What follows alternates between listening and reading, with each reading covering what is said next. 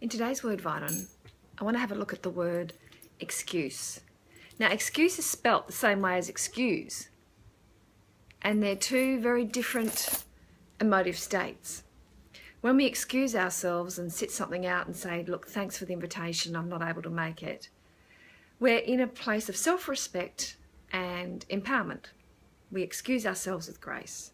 But an excuse is usually a fear-driven, people-pleasing response. Sometimes our excuses, not always, but sometimes our excuses are, and the old classic one, my dog ate my homework. They're not always based in our authentic truth. Sometimes they're an opportunity to get out of doing something that we're too awkward to own up that we don't want to do. And the old, dog ate my homework excuses, you can feel when somebody's not being authentic, when they're just making excuses, oh, but I can't, if only, I should have, shouldn't have. And again, another thing is when we're using excuses, we've usually got a lot of shoulding going on. God, I should do this, I said I would, I committed, and it gets involved in people pleasing. And there are many people that overcommit themselves. They write checks with their ego and their emotional energy that their heart can't cash. And, I do have a few girlfriends that overcommit a lot. They say that they want to do things and they mean it when they say it, but you just know, and it's sad, but with some people, and you might have some of these people in your social circle, that you can't rely on them.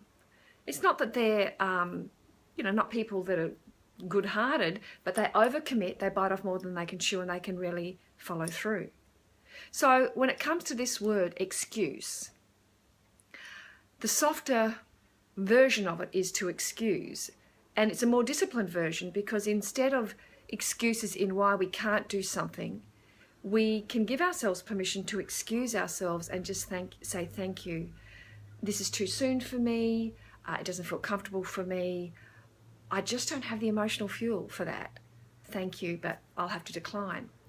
And in that place, when you tell your authentic truth, you'll find that, even if people don't want to accept your rationale, you can't argue with the fact that, look, I haven't got enough fuel in the tank, or it just doesn't suit me.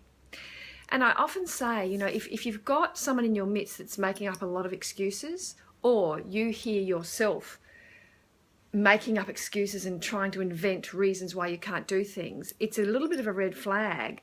One, that you're overcommitting. Two, that you're not backing yourself with your truth in giving yourself permission as an adult to just say no. You're not owning your yes and your no's. But also, too, you're letting somebody else dictate the pace of your life. And in doing that, that's just not a sustainable way of living. You'll end up resenting them.